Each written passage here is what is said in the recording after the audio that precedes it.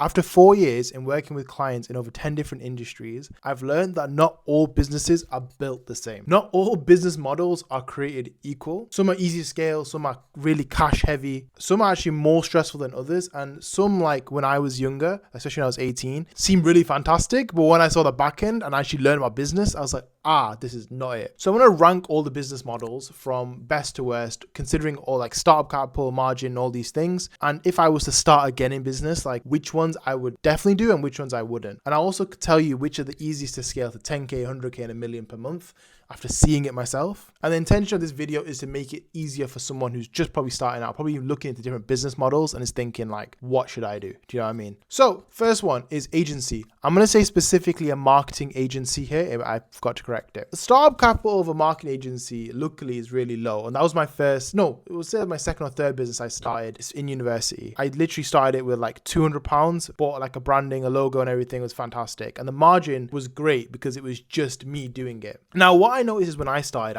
in 2022, I found that the demand or the total addressable market was actually somewhat okay. At that point, now what is a TAM for marketing agency? I think it's changed over the years, the dependency. Ultimately, customers are always gonna need more marketing, more more customers. That's always going to be a thing, right? Depends on the type of niche you're going for, really. And I will say the competition is quite high. Doesn't mean it's a bad thing. It just means competition is high. Now, fulfillment is really overlooked. I think when you're younger, you see a lot of these SMMA gurus saying, fulfillment's really easy. I don't think it is. It's not as simple as just hiring someone from like the Philippines or India and saying, right, run these ads. Especially the way the marketing agency is transitioning now, it's becoming a lot more content based, like especially with ad creatives and video creatives becoming really strong. You're now like a content agency with a marketing agency put in one. Whereas back when I started, I think I was literally at the end in 2022, where you could literally just go on Canva, make a photo ad, and it would work. Now, what I don't think people tell you about marketing agencies is that the LTV is really bad. Like, I didn't know this for a very long time. And I tried to make my agency work for a very, very long time because I thought, this is like, fantastic, this is great. But what I actually ended up finding out, most agencies churn out clients after 3 months, right? And keep in mind, I paid thousands of like pounds and dollars to find this out. I was like, what? Most people can't keep their clients, but there is a model where you can keep it. But that was a big shock for me. Mainly it's because the agency game, like the marketing agency game, and people may not admit it to you, but it's a sales game. People are just trying to sell. They don't really usually look at the fulfillment side. Now, there are 2 ways to get good lifetime value, right? Like to make an agency work. One way is if you're super niche, right? So let's say you're a marketing agency only for gym owners, or you're only for like e-commerce brands. Then what you're doing is you're productizing your backend to make it easier. Now, my only problem with this model is that if you're doing that, you're never really going to work with the number one guy, in my opinion, right? And I've always found that with an agency that like you're kind of disincentivized. A general agency wants to get as many clients on as possible, whereas the client wants you to focus on their business as much as possible, right? So it's a really weird predicament you're in. If you can get results on your niche, it's a very good business model. I think the only difficulties you run into is even picking a niche is quite difficult. The learning process can take a bit of time. If I was to start again, I would have started on content. So I would start with a content agency where I'm focusing on organic, get them leads straight away, and then say, right, let's turn on the paid. And because you've already got so much organic, a lot of the time you can use that as ad creatives. But that's why I think a lot of people won't tell you. I also think an agency is probably one of the best businesses you can start to learn. Like, that's where I learned a lot of my stuff. Now, my only problem is that I made a mistake where with my agency, I was like, right, I just kept solving more problems for the clients. And that kind of leads on to my second business model.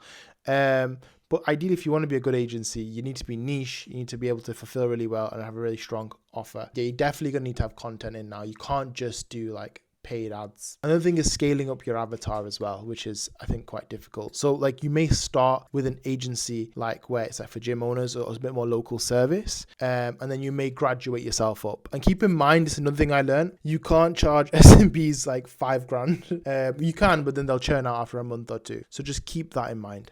When whatever avatar you're going for, that determines the price. Now, with an agency, it's really easy, I would say, to scale to that 10 grand a month, like on your own. As you start scaling to 100K a month and $1 million a month, I think it becomes very difficult. I think $1 million a month agency is very difficult, like very, very difficult. I'd rather be on a growth partnership model. If you have your systems in, it'll be okay. The problem is and I've heard a lot of people say this, is talent. Like, it's trying to find really good talent who can work at the agency. The more you keep doing the agency, the better you kind of get at it with your clients, and it's quite hard to pass that skill over. Now, with AI coming in, that may change completely, but that was my experience at that point in time for like 3 years. Now, growth partnership. I love growth partnership. It's what I eventually transitioned into. So growth partnership is when so it's two ways. So you're partnering with a business. So either you are the person providing the products and somebody's marketing it for you, or the other way around. They provide the products and you market, essentially. It's very similar to an agency. So mine was the marketing side. We would market products for people, right? The only difference between an agency and a growth partnership is usually you're trying to look for really, really great products. Like, you're trying to optimize for like the number one person, right? So if you had aligned incentives and it was like you found like a really strong e-commerce product, a lead-based product where you and the business wanted to work together for a very long time and you wanted to scale quite big, growth partnership was the way. I preferred growth partnership because it was a smaller business model, so that I only needed a small team, and we worked with really educated buyers, right? So they wanted to go big. They're willing to learn. They're willing to really push. And the start one is really cheap. It's all skill. The better skill you get, the easier it gets. And one thing I loved was that you'd have a commission deal. So you start with a retainer and a commission. Now, some agencies obviously do commission based. The main difference between an agency and a growth partnership is you definitely always have an upside, and you don't usually have it niche. Usually some growth partners can be separate. Like, an example would be, once you have one dentist, you're probably not going to work with the competitor. Whereas the agency, it's quite common that people actually do that. The demand for growth partnerships is very high. People want people to work in like specifically their business. So like growth partnership, very similar to like a fractional CMO, for example. People want that. I think people want that more than they want agencies. They want people more tailored. And the competition's much lower. And by competition, I mean the skill. Like, to be really great at growth partnership, you have to really understand organic, paid, email marketing. You have to really have quite depth in it. And I would say that fulfillment is still medium to high. But again, like, you're getting paid a lot more, so you can pay the better people to come on.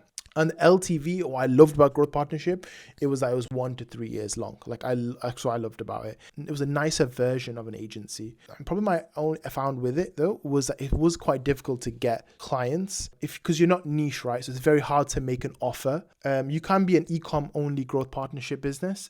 Really what you're trying to do with a growth partnership is identify like who's already got a winning product, and you can kind of come in and just market the crap out of it. And that's where it's quite difficult. But if you can find the right clients, literally go all in. I've gone on all in many times and I've always made a lot of money doing it. And keep in mind, you have to have someone who's like really incentivized to want to grow as well. The other thing as well is that ultimately it's still not your business. So there are calls you can't make. You can't actually control the product most of the time. You may have a respectful relationship, but it's still their business, right? So just keep that in mind. But if you can kind of overcome that, it's much better than an agency model. It's very easy to scale to 10 grand a month. It's easier to scale to 100K a month. You can obviously scale this to $1 million a month as well. I just don't know if it would be worth it. I don't know if that's the best vehicle for you, but a 10K a month business and a 100K a month business, definitely would rather do growth partnership. Next thing is drop shipping. Now, I had a client that I've had a few actually who drop shipped back in like 2018. This is when I was 16. Yeah, I was 16 in 2018.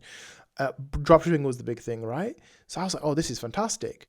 Now, after working with them, I remember seeing it for my first time, and it was like my second year or first year in business, very early on. I was working with a dropshipping client, and I was like, oh, this is not that good. Now, keep in mind when I'm talking about this, I'm talking about the general, right? Like, there are obviously people who make a lot of money dropshipping. I'm not saying that's not possible, but I'm saying like from my opinion and what I've seen and the type of characters I've seen as well. So with dropshipping, it does require it does require money. And argument's sake, I would say $2,000 to $5,000, mainly on ad spend and mainly on content, right? Even if it's not the product, you still need to pay for that. The margins are actually very low. Like, I was very surprised. Now, this might be because of the products people are picking, but when I worked with people, like, once you worked out the net margins, it was actually quite low. And I was just very, very surprised on it. The demand is medium, depends on the product itself. Competition is very high. Obviously, a lot of people are drop shipping, and you're competing with people in China. Again, competition shouldn't be a reason you shouldn't do something. It's just a heads up, like, okay, there are other competitors here, so CPMs might be higher. Fulfillment is, I put low here, but I've seen the chargebacks. I've seen the problems that dropshippers run into. The main reason I don't like dropshipping is your LTV is really bad. Like, I would rather have the next thing, which is e-commerce brand. But yeah, like if you're going to put all the effort in, I'd rather build out a brand, because what you're trying to do is basically arbitrage, media arbitrage essentially, or ads arbitrage. You're trying to find where I can buy this for £1 and sell it for £5. That is not a sustainable business. I think it's quite risky as well. Obviously, you can make these things work. It's not that it's impossible. Like you can, and there are obviously successful drop shippers. But would I start this business? Probably not. It's probably not the ideal thing. If the margins were higher, like if the margins were like 50%, I would definitely go for it. Is it a business that can scale 10K a month? 100%. 100K a month, 100%. $1 million. It's possible, but I think at that point you might as well just become a clothing brand, or sorry, not an e-commerce brand. That's my point. Like, if you're going to put that much effort, I also find that dropship is quite hard to know when your products are died at, especially with the inexperienced ones. But I think the skill that dropshipping does teach you is how to look for products. So I will say that. It's not a terrible business model. I'm just being honest from what I've seen with clients I've worked with. Next thing, e-commerce brand, and I've put 2 to 5 grand, probably is a bit more, but it's the same thing as, imagine dropshipping, but now you're actually getting good margin, and you're having reoccurring customers. That's what I love about it. Like, there's always going to be high demand for new e-commerce products. Competition is always high. As time's going on, it's getting easier. I've seen a lot of people where originally they used to do it in-house, and now they use 3PLs, and some people still do it in-house. Depends on the product you have, really. I've always found that e-commerce is the way to go, and the LTV is really, really strong. Only problem is that I've seen when we've launched e-commerce brands, or especially clothing brands, you can't take out the first payment. If you want to take out a bit of money, it's usually on your 4th or 5th launch. It's not on your first one. Whereas like with an agency or growth partnership, you can't take out money straight away. It's like fantastic. And most big e-commerce brands, and this is what I've heard online, I've kind of seen as well, is that you're not taking out the big money until like 3 or 4 years down the line. But you are building a proper business. And what I love about e-commerce is that like you can step away and like things can keep running. That's what's fantastic. It really comes down to the product. I think it's an easy business to scale 10K a month, very easy. 100K a month, very easy. And $1 million a month, I still think is difficult, but it's like, if you've got the fundamentals right, then again, I think you can do it really easily. But e-commerce, I love. I think like actual e-commerce, building brands is fantastic. Local service. Okay, so I've worked with a few local service people before. I've put quite a big startup capital here, right? I know it's not always going to be that much, but I would say that if you're going to do it, it's going to cost a bit. I'm not going to BS you. Especially if you go the cheaper route, you're often going to get financing on machines, depending on the rents you get and the areas you get as well. So there is always some form of a compromise. Or if you're not getting financing, you might be renting. If you're renting the actual, let's say the products you sell, like if you're like a laser hair removal machine, quite high, they can be quite expensive. So it is quite expensive, not just something you can just go up and start. The margin is around 20 to 40%, which is actually pretty good. And obviously a lot of it is cash deal as well. So I've seen a lot of people underhand. The demand usually for local service is actually pretty high, I think, as time is going on.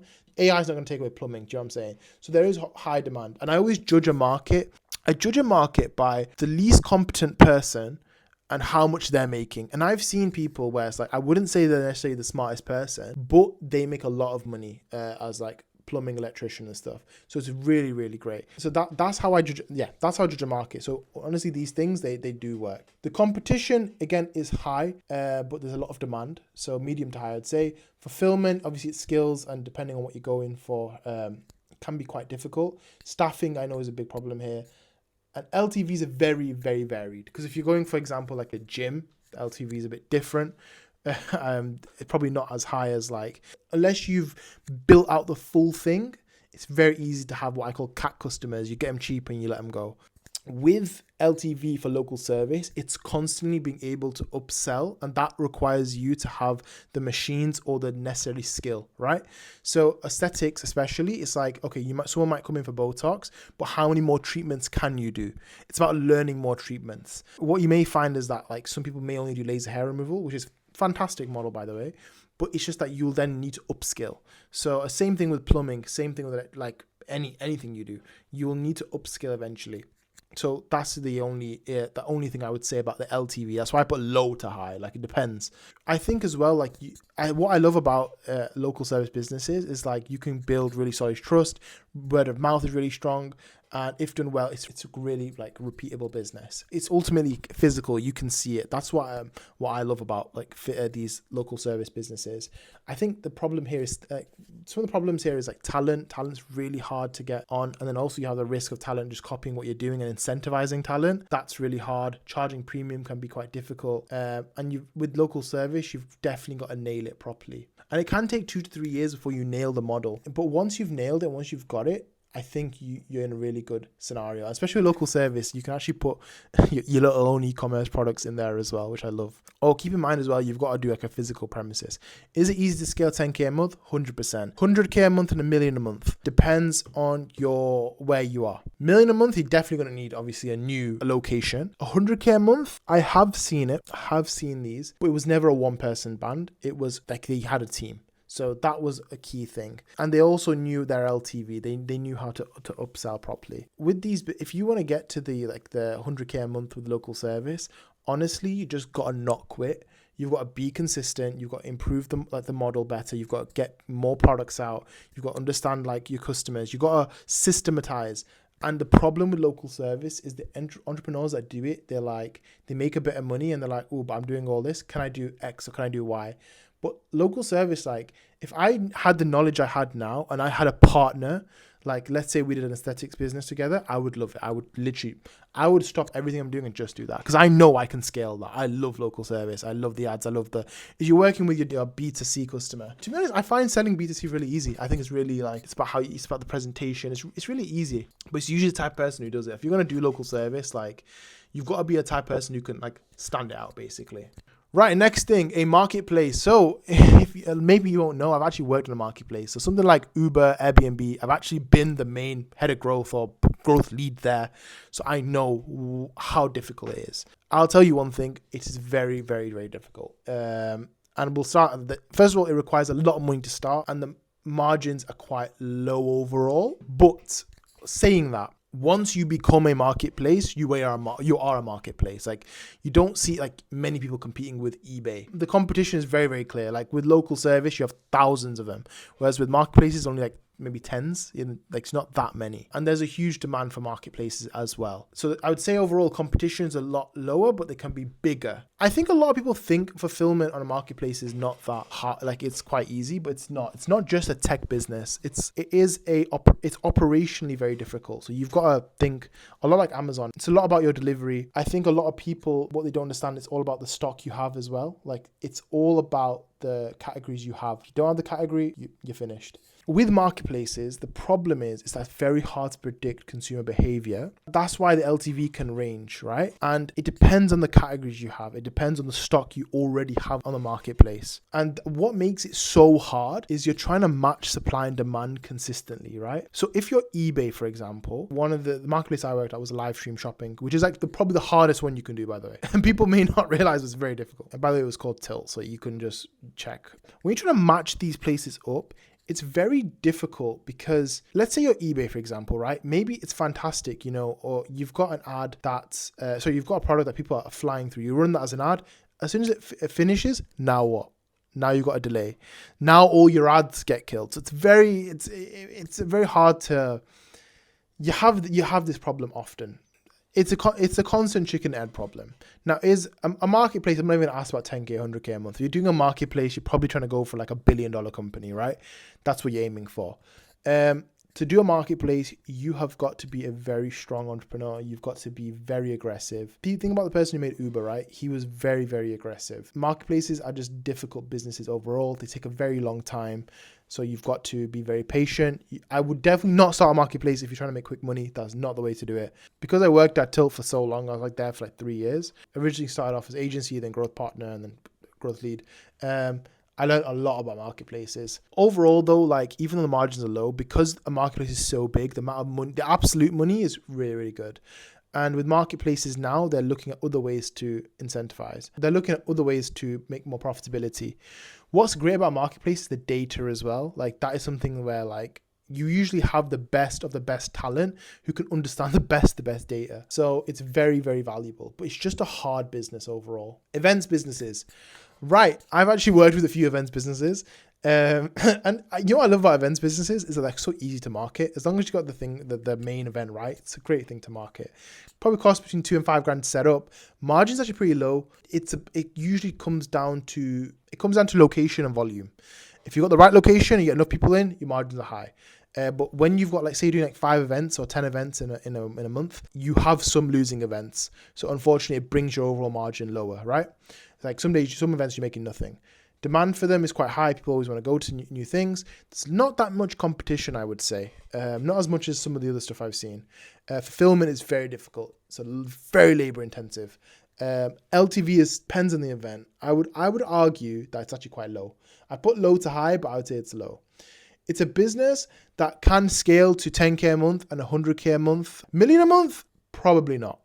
I'll be honest, probably not. It's not probably going to do that.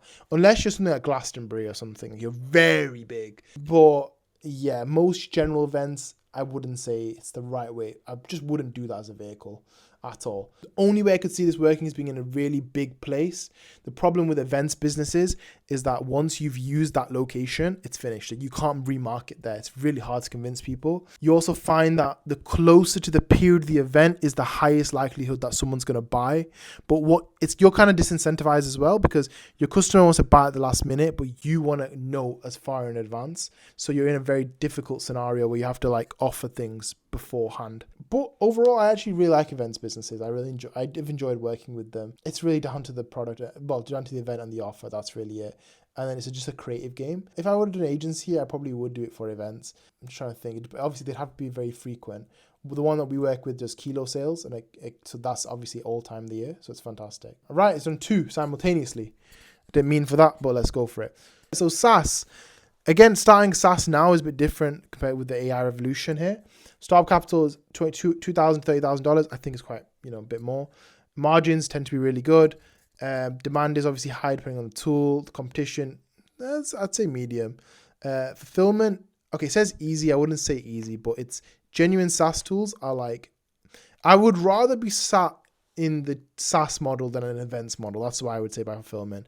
And if you get SaaS right, the LTV is really good. There are tools I pay for. I think there's like an ad creative one, which is like, all I literally do is just copy ads. I don't even think I use it anymore, but I still pay for it. So it's really sticky once you get it right. Easy, I would say once you get it right, really easy to scale 10K a month, 100K a month, and $1 million a month. Probably the best businesses have the highest multiples. Only problem is if you're in a competitive SaaS, you may not be making a lot of money for a long time. So that's the one problems. But it depends. If you're in a very niche SaaS, it can be really good. I think the hardest piece here is to find the founders. Reselling, right? Reselling clothes, reselling on eBay, reselling in general. Startup capital is really low. Margins actually pretty good. And I would say there's a high market for this actually. Like a lot of people buy from resellers. There is a high competition. And the fulfillment, I would say is medium. I'm not going to say it's too high. The problem with reselling is that I think unless you're premium, it's basically impossible to get LTV. Like very hard. I've worked with a bunch of them. Like I actually started in vintage. Like my second ever client was a vintage wholesaler who had a reseller and all that. And it's very hard once somebody's bought. It's a very weird model because a lot of these resellers are based off a marketplace. So you're not really owning the data. When you try to own the data, it's just really difficult to understand what your customer really wants. Because you're reselling something that's not yours. Some of the best resellers I saw did about 2-3 million in a year. So it can be a 100K a month business. Maybe not consistently, but absolute in a year's time. And all of them always said that they couldn't really control the margin. And if the brand had an issue, you were done. Like I'm talking a bit more premium, not ultra luxury, but premium. If you're a luxury reseller, you're reselling handbags, I think that's a different game you're playing at. I think that's what people want. But if you're like in the medium side where you're selling maybe like shoes, I think the shoe market's a bit interesting right now, then you may find it a bit difficult. Would I do reselling? I think it depends on the type of person. The problem with reselling for me, I've always found that it's quite hard to get the price right. It's never really worked well with me as a personal person. But if I was to do like Louis Vuitton reselling, like Louis Vuitton handbags and stuff, I would love doing that. I think like the Hermes and all this stuff, I think that'd be fun. I'd love to do that business model, honestly. I think that's really fun. There's a lot of business I'd love to do, but I think reselling ultra luxury is pretty cool. I think you're always supply constrained. That's the main thing. So the people who win at reselling, they know how to get their own customers and they know how to get the right supply. So it depends. You've just got to be in the right model. Yeah, you got to be in the right model, the right market, really. Like, and I'd say premium or ultra premium or luxury is where you want to be with reselling. Is it easy to scale 10K a month? Yes. 100K a month? Yes. 100K a month revenue, I've seen resellers get really low profits. I've seen a lot of resellers pivot their own brands as well. $1 million a month, I wouldn't go for it. Unless you are selling Birkin bags or something, you're probably not going to be hitting $1 million a month with reselling. Retail stores. So why do I have this separate to local service? Because I've scaled a few retail stores. By scale, I mean I've launched a few. And I really enjoyed doing that process. I think it's a little bit different as well, because with a retail store, you're selling physical goods, whereas with a local service, you're selling a service, right? Now, with a retail store, it does cost a bit to open. I've seen a few people get by, and the margin is okay. It's okay, but you do have like staff. I think the hard piece here is staffing. There's a lot of demand for it. There's also a lot of competition. And fulfillment, I'd say it's a medium. Depends. Like, I would rather do a retail store than events business. Events business is like the hardest one, I'd say. LTV, right. A retail store is a volume game. You need a bunch of people coming in. Again, retail stores are very similar to marketplaces in that way, where it's about the categories you have in and what you're known for, and getting the location right. It's really down to location and not overpaying on rent. Basically, I've seen a lot of people, the way to win in retail is to own your store, own the building, so you can drive the rents down, or you have a really good landlord and you can negotiate really well. I think to win in retail is very difficult. Like, would I want to do that? Personally, probably no. And actually, reviewing the margin, I'd actually say it's about 10%. It depends on the retail store itself. Now, is it easy to make 10K a month? 100%. 100K a month? Okay, yes. Would say $1 million a month? Probably not. It depends also where you are as well. When I'm talking about retail stores, I'm not talking about the big franchises, I'm talking about the small ones. I think what I've seen with retail is that we've done very successful at the launch because people want to come in, but it's just hard to keep people. You need constant promotion, you need constant new things coming out. You need to be a great person at retail. I think now you have to be a great person at data. The people who traditionally run retail and weren't originally very data orientated, now you've got to be really strong at data. And also, running a retail business is different to running an e-commerce business. You tend to find they obviously go well together, which is definitely a thing. If you're doing a retail store, then obviously you should be doing it like your website as well. It just makes your life way easier. But if you're trying to drive people into your retail store, it's a little bit different. If your retail store is just a showroom and your conversion is via e-commerce, that is different. Pure retail, I've seen a different strategy work. It does require like constant promotion to get you people into that store, and it's a different ball game. It's about foot traffic. It's about knowing where, like, really it's down to location. Like, you can make exceptions, but the problem is with retail is that you don't have the margin play as you do with local service. Like, because the service, you can adjust it to match, to kind of make really aggressive offers. With retail, it's a product. There's only so much you can adjust with that. Do you know what I mean? It's really easy to accidentally mess this business up, and the payoff, I'm unsure if it's worth it. But yeah, if you get it right, again, it's similar to a marketplace. Like, people will constantly come back, but getting into that is quite difficult. The point of this video is to show you that there is no really perfect business model. Like, there are some easy bits about a business and there are some hard bits about a business. The main thing I'd want you to take away is, what do you want to pick, right? I started out obviously in the agency world and I managed to make that work. And I would say I was kind of at the end of a cycle, or kind of that point. Now, I'm really happy I started with that model because it was low capital. I learned a lot, and my aim with that business was to work with a bunch of businesses. I wanted to know like what was it running like a dropshipping brand, e-commerce brand. I basically got paid to learn. That was what was great about that. Now, I want to pass those lessons over to you. Like, don't get me wrong, my aim isn't to build a marketing agency. Like, that is not the business I want to be in. And even growth partnership, I love it. But problem is you're limited by the number of good deals you can do, which are very hard to find. That's why I pivoted. Like, for me now, it's all about marketing and growth education. For me, it's like, when I sat down and I reviewed everything, I was like, right, ultimately, you just need to be in a game that you won't quit. Like, all these businesses do work. Just like, which one would you not quit? But I was like, for me, it was about, okay, well, how can I basically like teach the skills to get somebody into that next level? That's what my whole thing was. The thing I wouldn't quit is teaching and content. Like, I knew that if I did these things, I'm going to keep going. And my content hopefully is going to get a lot better as time goes on. So that's why my business now, it's marketing and growth education. That's what I'm focused on. One of the best things I learned as well is that once I had got really great at how to market, I was getting 6-figure contracts and 6-figure offers, even at full time, right? As someone who didn't come from the best background, I was like, 6 figures is fantastic. And obviously I've got bigger aspirations, but I was like, if I can help someone who probably didn't realize they could even make 100K, 150K a year, 200K a year, and they want to be on a big mission and even help them make them multimillionaires without needing necessarily to start a business, why don't I do that? So that's the business I've picked in, which is basically the online education business. That's where I believe I'm going to be and I'm not going to quit. And again, that has its great bits and that has its bad bits. Hopefully the main thing you can take away is the learning. If you go press the link below, you'll be able to get some free assets on the website.